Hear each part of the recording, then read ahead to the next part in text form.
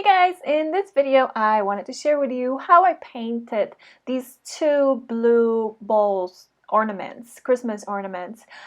So the idea was actually quite simple, and it is an easy process overall because I am just painting the balls itself, and it was all about capturing that light, so whenever I see the light, and adding that gold ink by Winsor & Newton.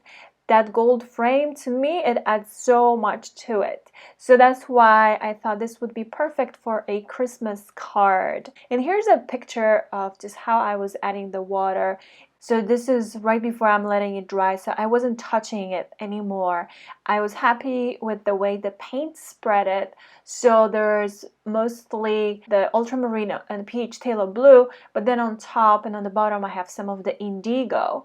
Now this is the reference photo. This is a really general reference photo, but I needed to show you something, right? So this is what basically I found on Pixabay, but they really didn't have that many Christmas balls, the ornaments. And this is a sketch, so please feel free to download it if you'd like to, or you can try to create your own sketch. In this case, it's really easy because all you need is like a circle shape of something, and I used here two of my washi tape for the colors. Very simple palette, mostly a dark blue, which is the indigo, then peach phthalo blue, red shade, and ultramarine light. I just liked how those two work together, and that's why I used two blues. I recommend to use two blue colors, different blues, and then Van Dyke brown for like the gold parts of the Christmas ball ornament, and the same thing with burnt sienna. So I used the round zero snap for like tiny spots, but then I switched to round one Barocco series.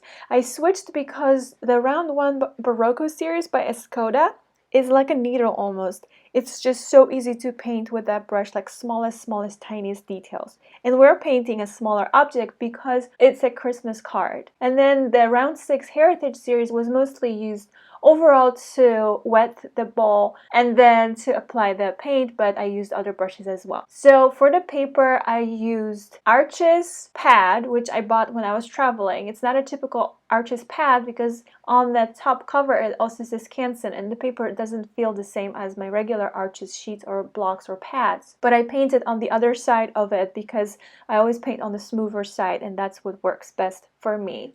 And the size is 6 by 6. The pad itself is 7 by 10, but if I was doing folded cards, I would do 6 by 12 to fold them, and then overall square size or the shape would be 6 by 6. And here's a screenshot of my palette, so you know exactly what colors are placed where on my palette. And this is a plastic palette by Richson, which I buy at the local store on the west side in Los Angeles, Blick Art Materials, but you can buy these online. And the first thing I do is I wet the ball. I'm gonna wet it. So wet it really well, just like I showed in the previous photo. Actually, I showed it earlier at the beginning of this video, how I was wetting it. I want to have enough water, but I want that water to be spread like evenly, nicely.